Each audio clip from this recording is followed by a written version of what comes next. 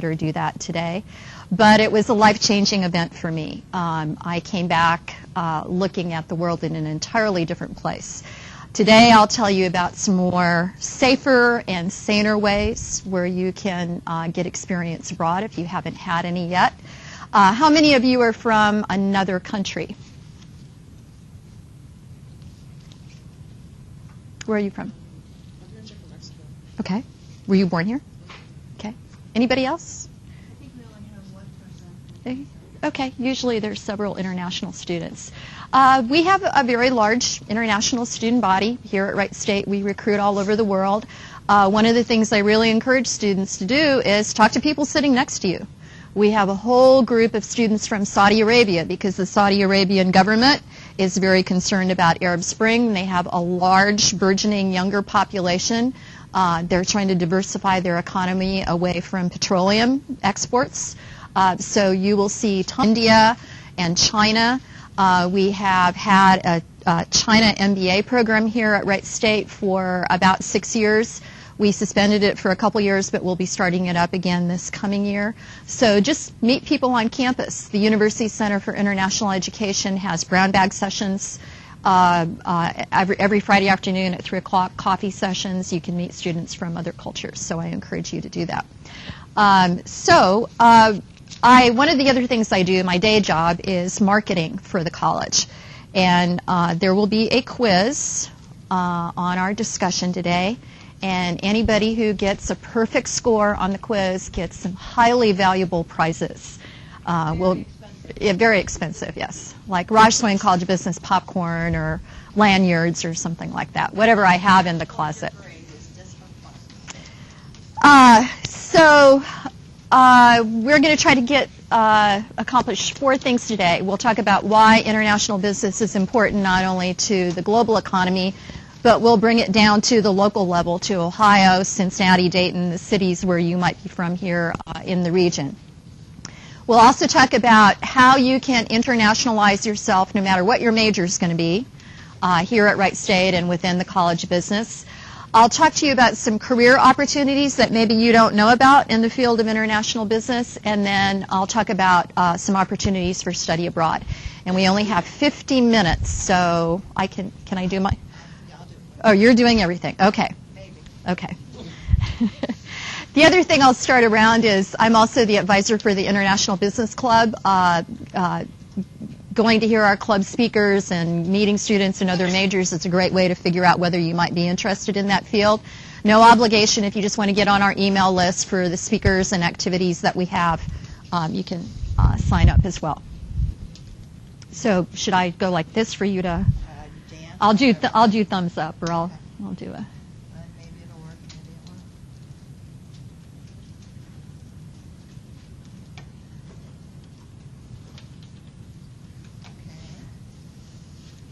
won't.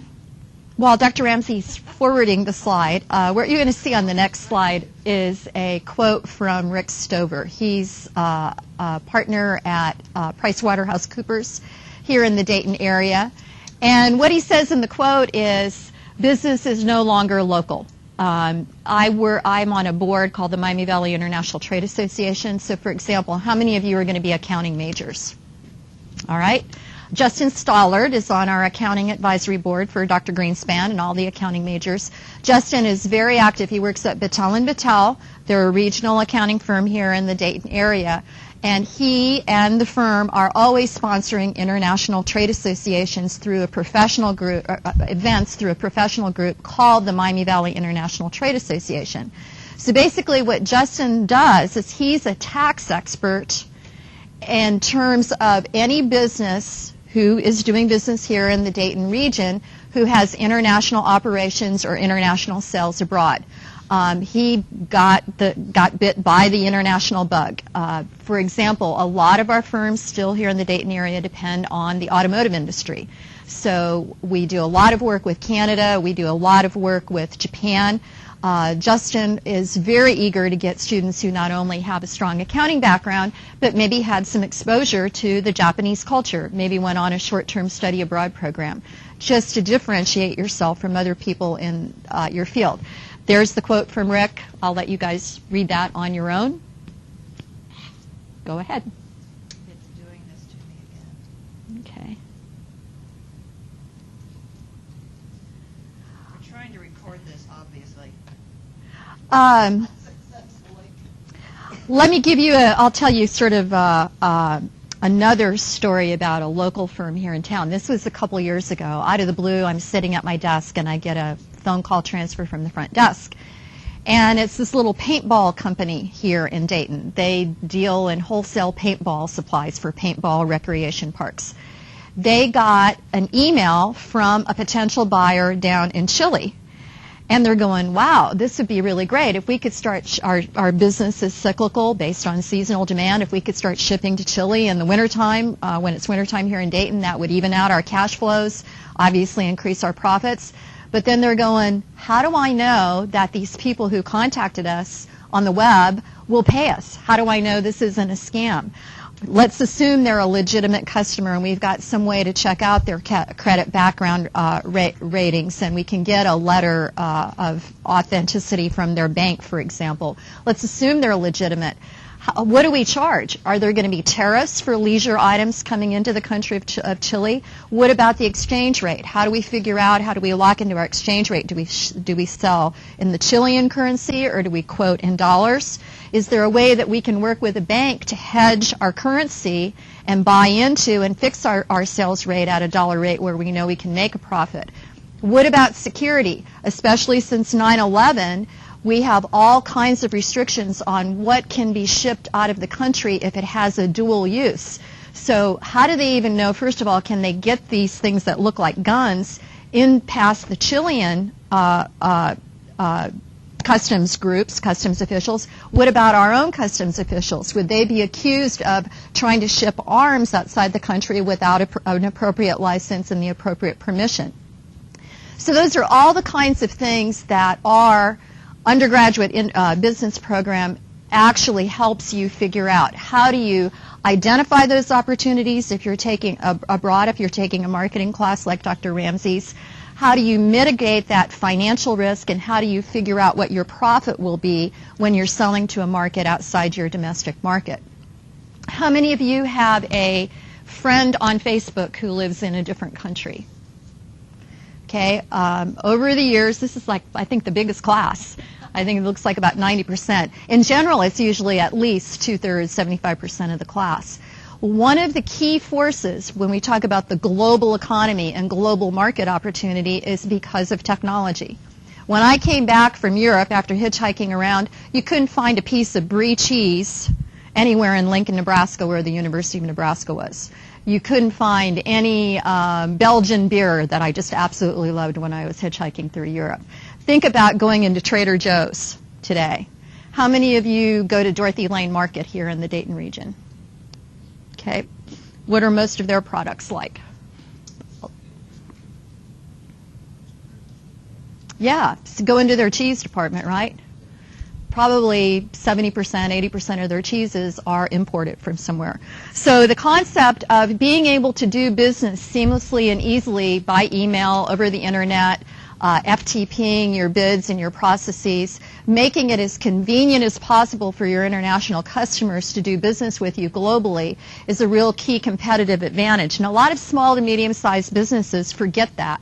They forget that their website can actually be a way not only to reach out to customers, but make them feel like if they're a customer that's in Chile or a customer that's in Mexico, that it's easy to do business with this U.S. firm. The other thing is the transportation revolution. When you look at ocean freight shipping, most of the ocean freight ships out there are much, much larger than the largest skyscraper that you're going to find in Chicago and New York. How did that come about? There was a truck driver sitting at the New Jersey port 25 years ago waiting for each of these parcels to get unloaded onto his truck, and he thought, isn't this stupid? What if I could just have a container the same size as my truck, slip off the ocean freight ship, and I could drive away? So containerization is one of the reasons why we can import goods at such a low cost, in addition to low-cost labor abroad. And then finally, the other key trend in the last 25 years is political opening up of markets. Who knows what NAFTA is? What's NAFTA? Be, and which countries? Canada, U.S., Mexico. Right. Tons of free trade agreements. Actually, the United States is part of more than 20 free trade agreements. Did you know we have a free trade agreement with Peru? China actually has more free trade agreements than we do. And we're trying to open up a very similar kind of free trade agreement with Southeast Asian countries as well. So a lot of mistakes that people make. I've had an intern go out, an international business intern go out to local companies, and depending on what they're shipping into Canada, the company thinks, oh, I've got to pay duties and tariffs. That's not true. For most goods, 99.9% of all goods that go between Canada and Mexico and the United States, there's no tariffs whatsoever. There might be some quotas on certain products still, but we're trying to eliminate all of those. So those are really the three forces that have opened up not only markets, but also, when you think about it, job opportunities for all of you when you graduate. So why do companies go abroad? Dr. Ramsey will probably cover this in your class this semester. But obviously, they're looking for new customers. They're looking to diversify markets, the paintball company that we just talked about, not only in terms of seasonal demand, but political risk. And they're looking for growth. I'll show you a chart here in a minute that shows you that the biggest growth potential is not in the U.S. We're still the largest per capita consumers on the planet. Not sure if that's something we should be proud of or not. You can decide that for yourselves. But when you look at the growth potential, it's not in the United States. Obviously, they're trying to attain greater profits. You'll learn about the product life cycle here in your marketing class. So many times companies can make businesses selling products maybe that are at the end of their life cycle here in the United States, but maybe new to a new developing market in another area.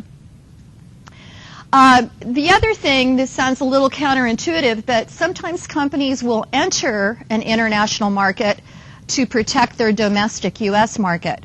One of the great examples is PDI. PDI is the last television manufacturer in North America, and they're right down here in Springboro, Ohio.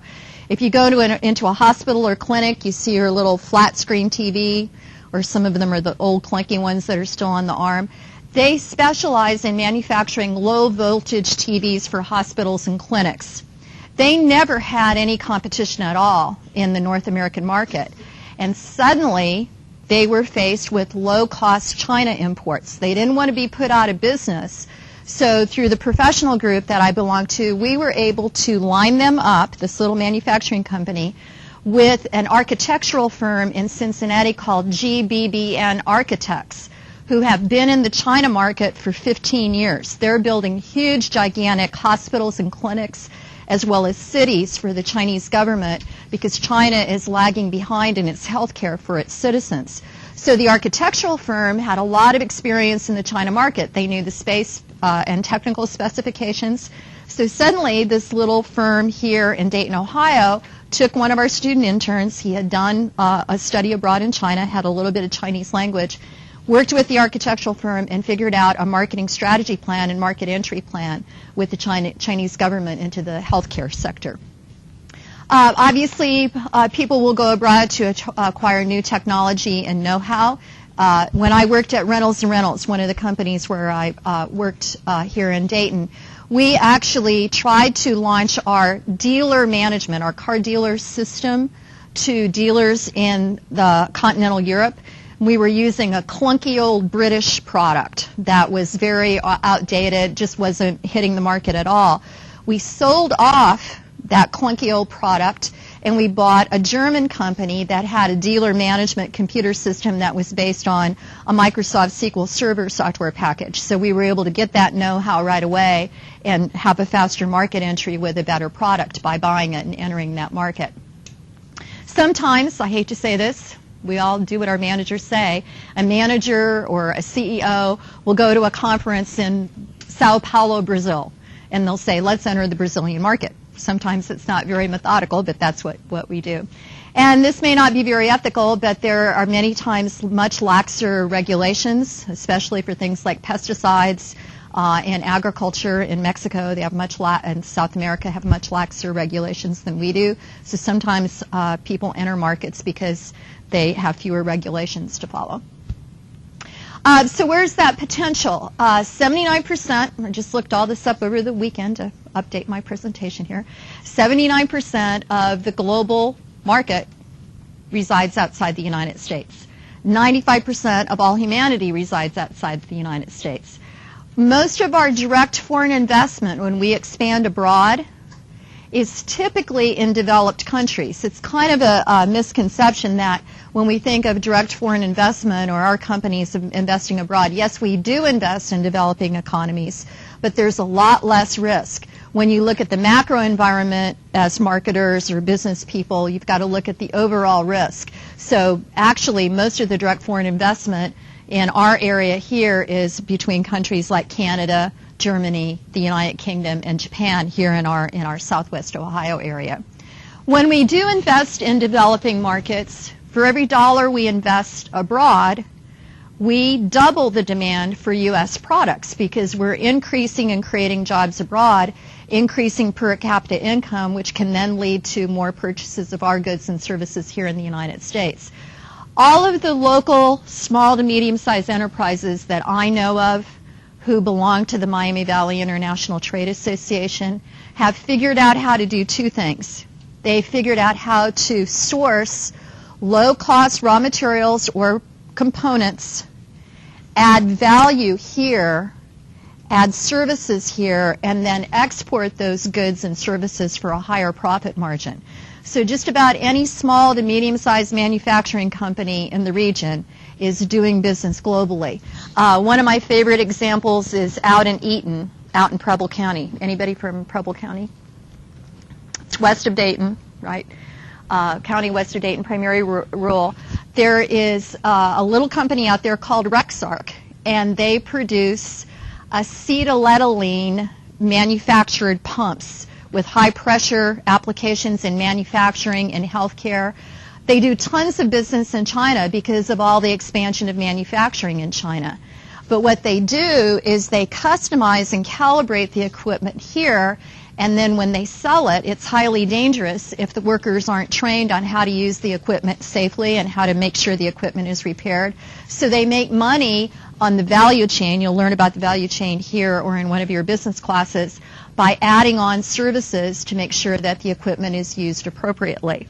They just had an ad in the paper for a pricing analyst and inside salesperson reporting actually to one of our MBA students who is now their VP of Sales and Marketing. So small little company doing very well because they figured out how to do work internationally. And you have to kick me with time. Here's the IMF. This is a great database. It's a data mapper. You can go to the website if you ever have to do a paper for any of your economics classes. This was just the latest projections. They came out the beginning of January. But the point I'm making is you can see where the growth is. Granted, maybe the base is lower in sub-Saharan Africa, but look, it's projected to grow at 5.8%, whereas Germany is projected to grow at 0.3 and the U.S. at 2.0. So that's in total terms of growth of GDP for the next 2 years, 2013, 2014. Same with importing and exporting, global sales of goods and services. Again, the advanced countries are exporting at 2.8, developing countries at 5.5, and the developing countries look at the market, exporting at a 6.5% growth rate versus the advanced countries' demand at 2.2. So if you follow anything in the news, you know that Europe and the United States are growing and Japan are growing at a much faster rate than developing countries. What does that mean to the economy overall? We hear a lot about our economy fluctuating, but one thing has been consistent. We have grown our exports exponentially. During the Depression, when we had a lot of trade restrictions, exports accounted only for 3% of our GDP. Now, up until last year, we set a record this past year at 13%. So again, huge part of our economy. You can skip that slide. Bringing it down to, should have taken that one out, that was the old one. Bringing it down to the state level, just look at how much Ohio exports have increased. $34 billion in 2009. Latest numbers are available for 2011 at over $46 billion. So 7.1% of all the private sector jobs in Ohio are dependent upon exporting or selling abroad, and 27% of our manufacturing jobs are as well. Why do you think Canada is our biggest market? If you were a small business, why would you pick Canada first to try exporting to? It's close, so you've got lower transportation costs. NAFTA, we talked about NAFTAs. There's probably going to be no tariffs, no quotas. What else? Right, same, very similar culture, right? Rule of law. What language does everybody speak in Canada? English and French, right? So it's a pretty low risk and also very strong middle class, high standard of living. So maybe not a huge population in Canada, but certainly strong middle class population with discretionary income. And then you can go down the line: Mexico, China, France, and Brazil, right? Our biggest sectors are aerospace and automotive, but agriculture is huge as well in Ohio as part of our exports. Bringing that down to a city area, in Dayton alone, $2.7 billion of our economy last year were related to selling products and services abroad. To the point where some of the jobs you can get that you may not think about, Dayton, the city of Dayton, has a trade office in Haifa, Israel. One of our key strengths here is sensor technology, primarily for military applications, but also for agricultural applications, for use of pesticides and for irrigation. And so we saw enough of an opportunity here in Dayton and Montgomery County to open up our own trade office to increase our exports to Israel. The flip side of that is companies investing in various states, companies from other countries.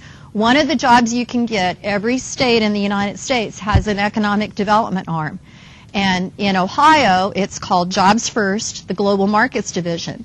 And so Governor Kasich has an administrative staff in the Global Markets Division that are not only helping our companies export, but competing with other states and other countries to get foreign companies to invest here. I encourage you to go and Google this. Just do foreign direct investment. And I just found this on Saturday when I was updating this. Vectron's got a map of the I-75 corridor of all the companies, showing which companies are from different countries.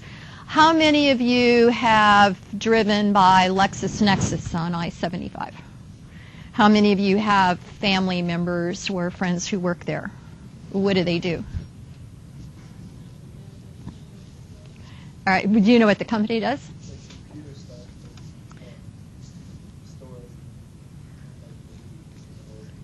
Yeah. I started my corporate career there long before most of you were born. Basically, we were the forerunner of the Internet. We provided online information for attorneys and corporate analysts and financial analysts long before the Internet existed. Mead Corporation owned all of our patents. They were maybe you remember Trapper Keepers from when you were younger students. Mead Corporation was headquartered here in town. They're the ones that grew the business. When they saw the threat of the Internet coming in, they sold our company, they sold us to Reed Elsevier, a British-Dutch publishing conglomerate that not only owned the technology to distribute information, but had the copyrights to a lot of scientific and financial information. I could go on and on and on, but these are just some of the examples of companies here. I'll give you one more. AIDA, right over here, since we have so many accounting majors, they're off on I-70. They do huge, custom, gigantic capital manufacturing equipment. They have to close down I-70. Some of the equipment is so big sometimes to get it to the rail heads to ship it on trains. The woman it's a Japanese-owned company. The woman who runs that company here locally, runs that branch or that Japanese division, is one of our accounting graduates. She's on Dr. Greenspan's accounting advisory board. So you never know where your career is going to take you. Yes, she's the CFO for the operations here, but she does all the hiring and firing. She does all the plant expansion. She's basically running the business here. So that's the positive side of international trade, but we have a pesky problem. How many of your families have more than one vehicle for each driver in your family? Come on, more cars than drivers. Okay. Okay, okay. Usually it's more than. Very poor class. No, or maybe they're very sensible. Maybe they're managing their debt. How many of you have a TV in every bedroom in your home? Okay. How many of you shop at Walmart? Okay. So, as I said, we're so far the largest per capita consumers on the planet. And part of the reason we run a trade imbalance, that pesky little yellow gap that you see there, and we've consistently run it year after year after year, is because you and I buy so many of our goods, especially our consumer goods, that are manufactured abroad. There is a big trend when you talk about your branding unit here in class. There is a big trend right now. More and more companies are trying to talk about what they make that's made in the United States. So the Made in the America branding awareness campaign is actually starting. So how do we overcome that trade imbalance, and why should we care?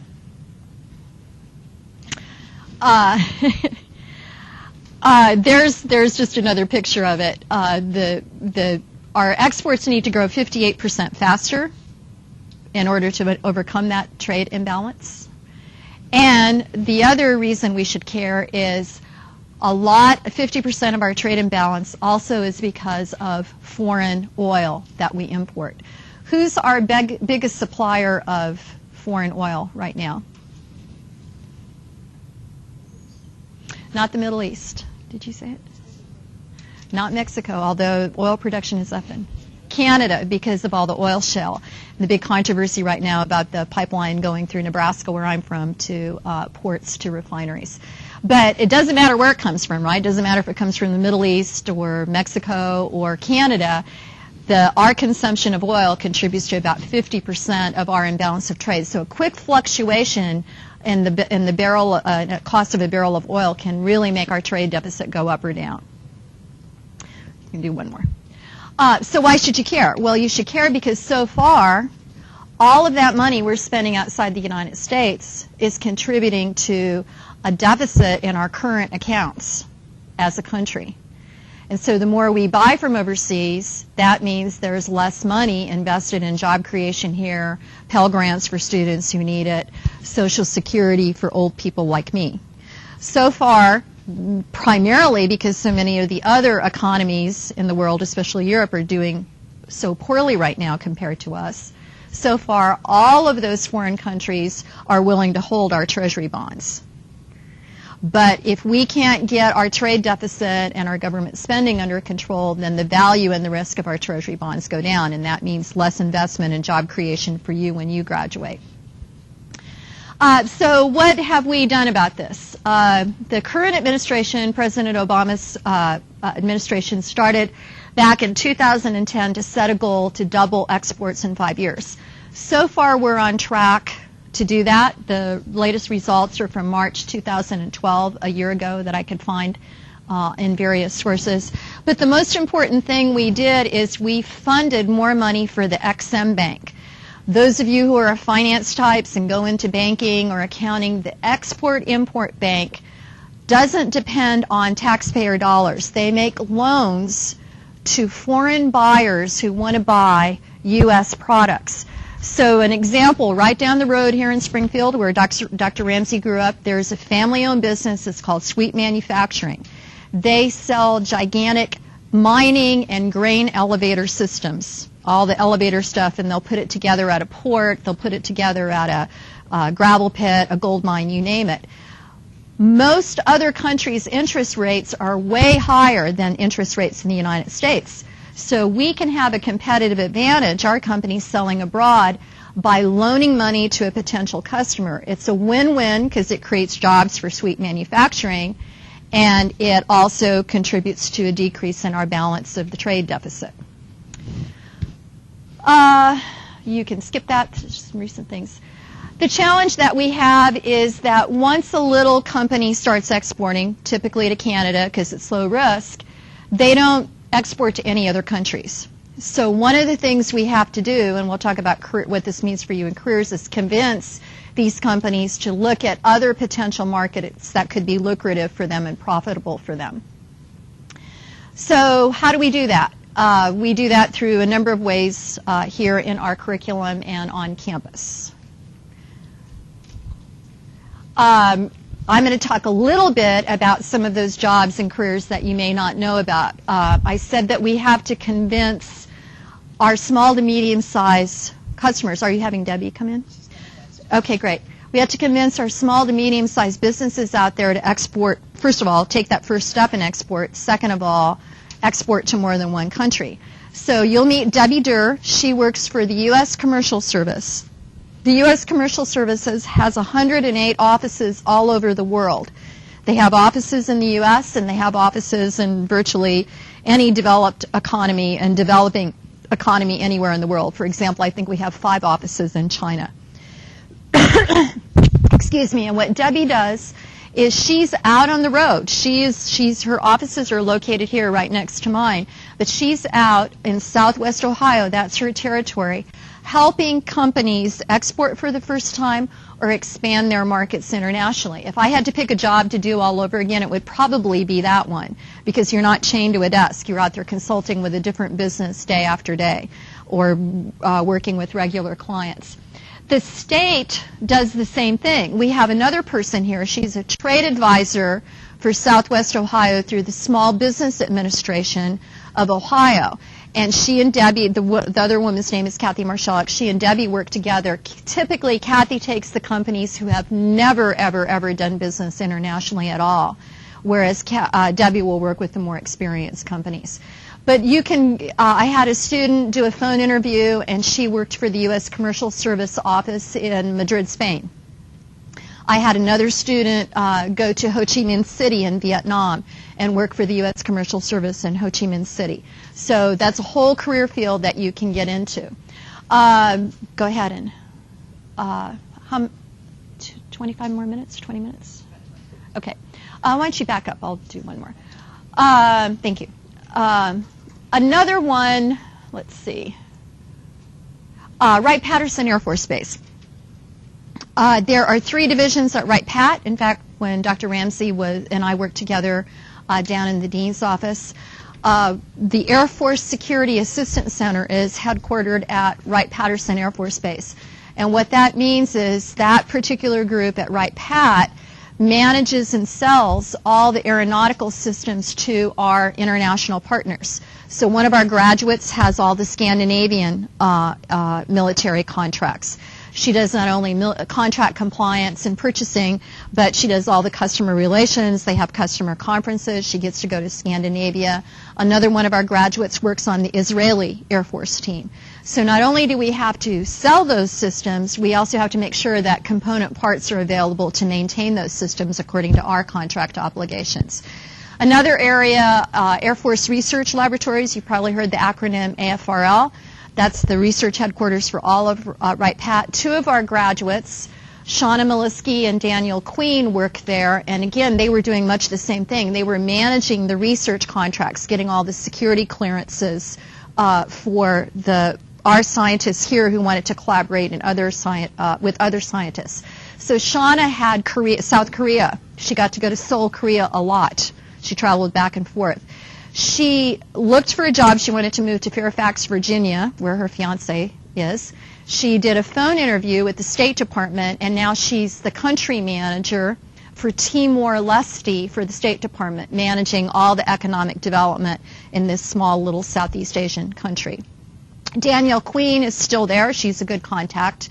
And then the other group at Wright-Pat is what I call the SpyWorks, the National Air Force Intelligence Center. They typically hire more foreign language majors, but they will hire IT analysts and financial types as well. You literally cannot bring in a cell phone, and you have to be accompanied to the bathroom. We do MBA recruiting sessions there, so it's very high-level security, all the SpyWorks and analysis being done there. Go ahead. We can go to the next one. I'm sorry. Backwards or Backwards, I'm sorry. I apologize. I'll give you a couple of other examples. I have a career sheet somewhere. Can you go back? Go one. No, back. I'm sorry. There was, could do one more. Yeah, no, one more. I'm sorry. One more? That's it. I talked about trade advisors. I needed this one. Another career field that you may not think about is actually a customs broker. So, for example, we talked about Dorothy Lane Market and even Trader Joe's. Dorothy Lane Market is family-owned, right? Norman Maine, the owner of Dorothy Lane Market, doesn't have somebody dealing with U.S. Customs to import all of his cheeses or to import all of his wines. What he's using is he's using a customs broker who specializes in knowing the tariffs, the quotas, and the regulations to bring those products in from overseas. So, for example, there's a little dress shop down on 725. It's called Jolie. The woman who started that business was in news broadcasting in Dayton, didn't like her job anymore, went on a vacation, met a person in the fashion industry who befriended her, and she started importing women's clothing from France and Italy. She was using a customs broker because there's all kinds of regulations on textiles, especially for imports. One of our interns went down and did an analysis for her and looked at, okay, how much are you exporting? What's the category of goods according to U.S. Customs? What's the dollar value? And then she worked and found a more cost-effective customs broker who was charging her a lower commission on the dollar value of her imports. When I was at LexisNexis, we started the international group. My two best friends to this day were in sales and I was in marketing, and they started selling legal services, online services to law firms who were starting to globalize. And we started selling into the Toronto market where a lot of the big U.S. firms were setting up branch offices. We were able to blow our sales and marketing plan out of the water after the first quarter. So we had to make a justification to the management at the time to let us open up an office there. Well, when we looked at opening up an office, we had to figure out all the HR regulations. So any of you here who are going to go into management or HR, we had to figure out, was it more cost effective to hire Canadian nationals who needed to be trained and didn't know the market, or to set up an expat package for our two salespeople who already had the relationship, get their green cards for them to work in Canada, and then figure out, okay, so how do we compensate them? What about the exchange rate? What about the labor laws in Canada in terms of how do we pay into retirement? How do we pay into workers' comp? What's the cost of living differential going to be? Our HR group had no experience at all in trying to figure out the break-even point and the cost analysis. So we had to go to an outside HR consulting firm to figure that out. Those of you in finance and accounting, back to good old Reynolds and Reynolds, we sold the British car dealership system and we bought a German one. We were a publicly traded company at the time, so you're in accounting and finance. How do you report that to our SEC, and how do you report that to the European Union so that you're complying with requirements? So every field you're going to go into, whether you consciously do it or not, is probably going to have an international flavor. Now we can zip through. Yeah, we can go through all these. I'll just give you a couple quick examples of some of the things that our students have done. But with that, do you have any questions? Because I've been going a mile a minute, afraid I'm not going to get everything in. Any questions? Okay. Who's in a major that I haven't mentioned yet? We talked about accounting, we talked about finance, we talked about HR. I'm actually theater studies. Good. So, where are most of the films being made? That's a good question. Well, for a while it was Canada, because it's cheaper to make films in Canada because the Canadian government was one of the very first national governments to set up incentives, tax incentives for filmmaking. But now all the U.S. states are doing it. But Eastern Europe is a really big place for making any kind of movie because the cost is so low. So you might see a film set in the United States, but if you look at the location credits at the end, it could be filmed in Romania or Croatia, where the dollar, your investment, the investors can make their money go a lot farther. How many films at Sundance were international films? Do you know? That a lot, right? Yeah. So if you're an independent filmmaker and you want to make it big, not only entering film festivals here in the U.S. but all over the world to get recognition. What's the number one first film festival?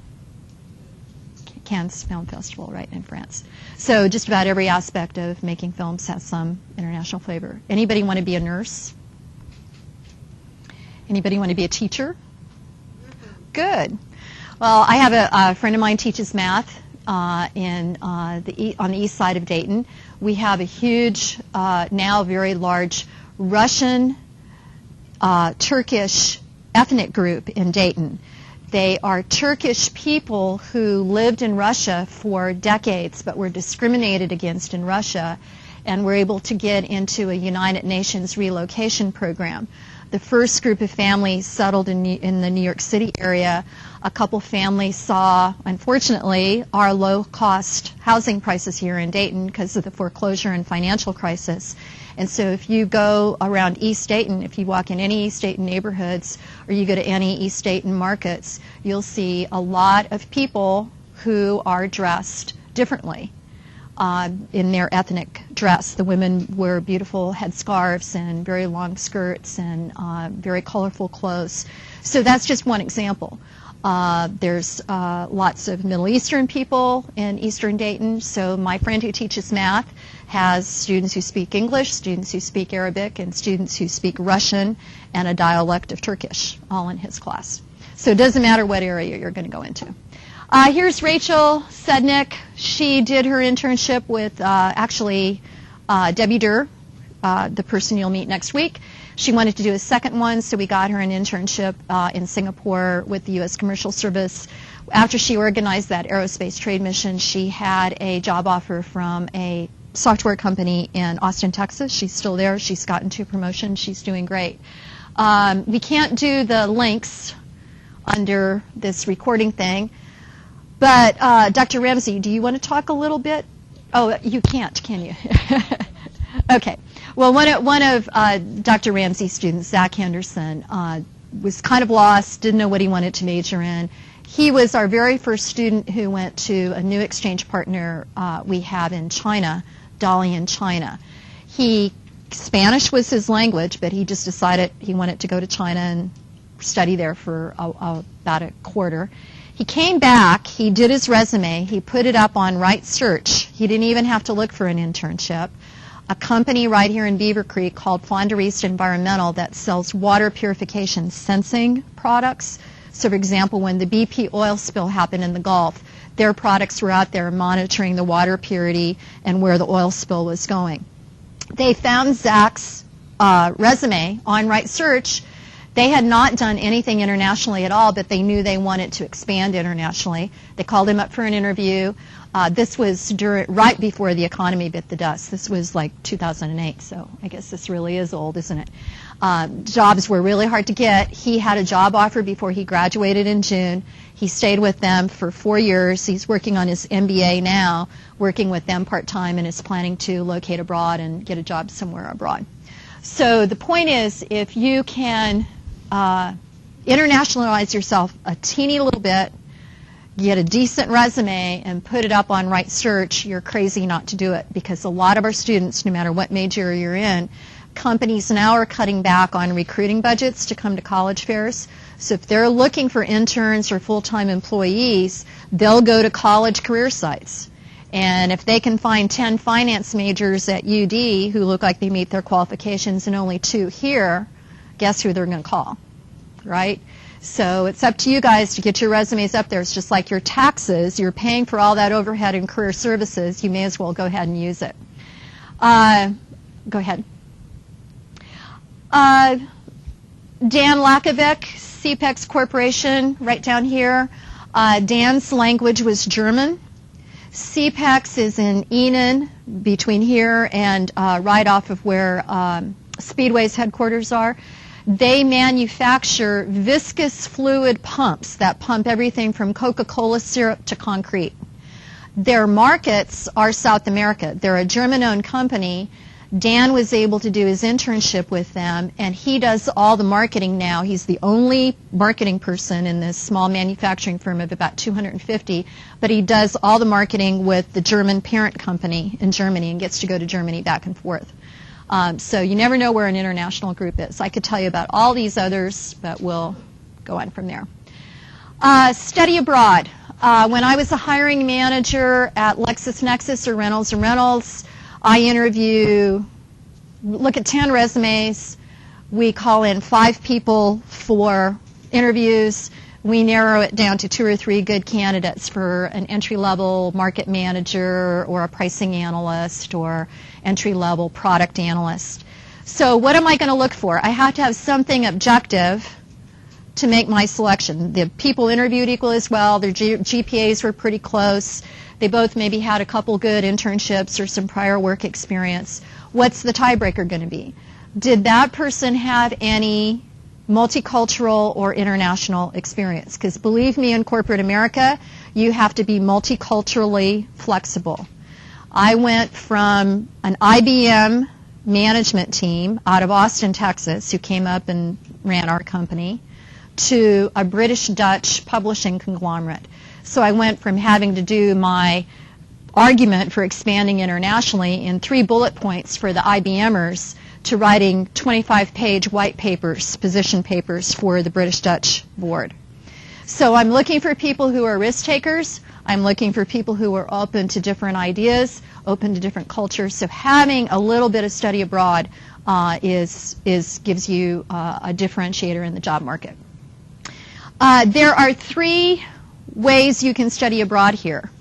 And if you just Google international education on the university homepage, one is through a short-term program, a series of programs. They're called ambassador programs. They're led by Wright State faculty.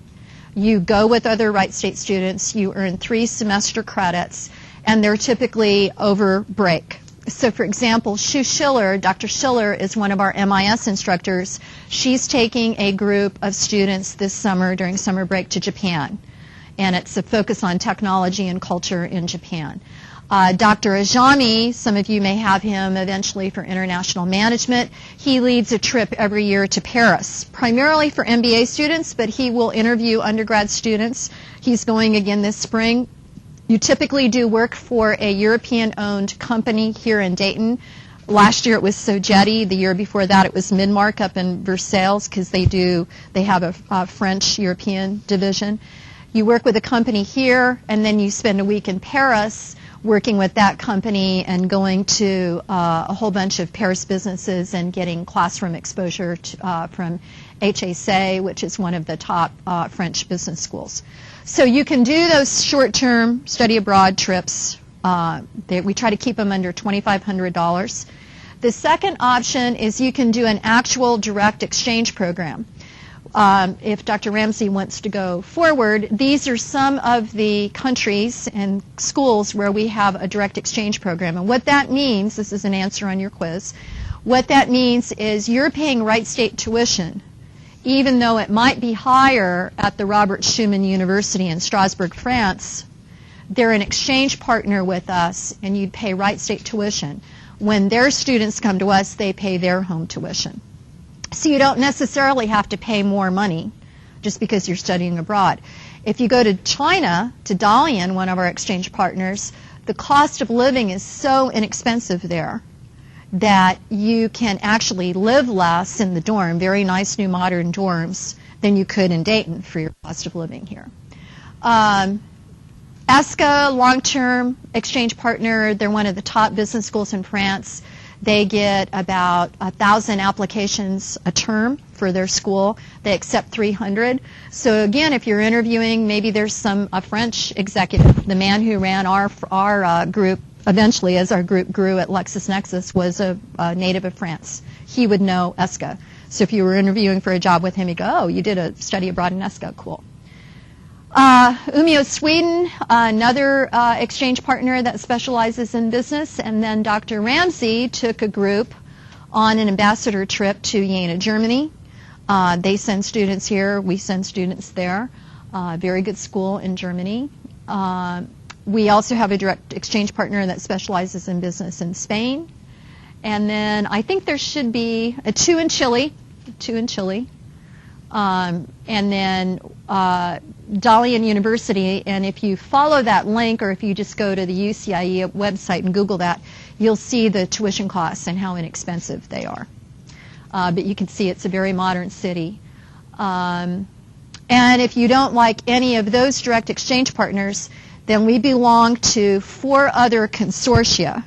So if you wanted to study abroad in the Czech Republic, we would find a university for you in the Czech Republic, which I've actually done for one of my students. But you may be paying higher prices depending on what their tuition is, because they're not direct exchange partners with us. Who knows where the UCIE office is in the student union? If you were to tell somebody how to get there. Okay, and what's it next to, sort of, kind of? Yeah, close to the bookstore. Conference and events. Event services is in between, but it's right. When you're going, if you're coming from the cafeteria and you're going like this, down that little ramp before you get to the bookstore. So you can, like I said, just Google their website. There's still room on some of the summer programs. If you need any gen ed requirements, there's always a professor in liberal arts who does an art history study trip to Italy. There's usually an English professor who does an English literature study trip to Ireland. So it's not just limited to businesses. And I would say take advantage. There is some scholarship money. There's a scholarship link on the website as well. So 5 minutes, our curriculum. Is there anybody besides our theater major who is not going to be in the College of Business? Okay. Okay, what's your major? Okay, great. You should get a marketing minor, shouldn't you? And okay, with a marketing minor. Okay, great, good combination. If you are not in the College of Business, we have a minor in international business. You do need a 2-year foreign language proficiency for the international business minor. So if language is not your thing, I like your combo of theater and marketing. That's probably a better deal. If you're in the College of Business, we have a full international business major. There is a 2-year foreign language requirement for that major. But if you don't like that major because of the foreign language requirement, you can pick up an international trade minor. What's cool about our major? Well, Dr. Ramsey, when I was working for her a number of years ago, she sent me to a conference in D.C. on how to develop international business leaders. And there were multinational corporations there and universities like Georgetown and Wharton and big-name schools. And I came back and had to give a report to Dr. Ramsey and the dean at the time, and guess what? Our international business major hit every mark. You can go ahead. We have a foreign language requirement because business leaders said we want people who can speak a little bit of the language. We want people who understand different cultures, and obviously you have to have a background in international business. And that's exactly what our major does. You take all the regular core classes and all the required classes, but you pick up that view plus the foreign language requirement. As I said, if you have your heart set on another major, which is great, and you're in the College of Business, it's pretty easy to pick up an international trade minor. So let's just say you're a finance major. Chances are you're going to have to take the finance class anyway. So that means you pick up these 3 additional classes and then an elective in economics. And chances are you probably would have picked up one of those econ classes. Marketing major, again, go ahead. And then this is for the non-business students. Again, the language requirement. How many of you had a foreign language in high school? Okay. One of the things you can do, if you like foreign languages, you can go over to the Modern Language Department and take a placement test if you haven't done that. So let's just say you had 3 years of Spanish in high school. You can see if you would test out of Spanish, I always forget the semester numbers, but basically Spanish 101 and 102. And a lot more business majors are picking up a minor in foreign language. So that's another way to internationalize yourself. Go over and see how many Spanish language credits you could actually waive out of and see if you could still map out a foreign language minor. All right. I am not an academic advisor, but I'm happy to talk to you about careers in business. If you feel like you want to pick up that international trade minor or learn more about the requirements, our advising office is 100 Reich.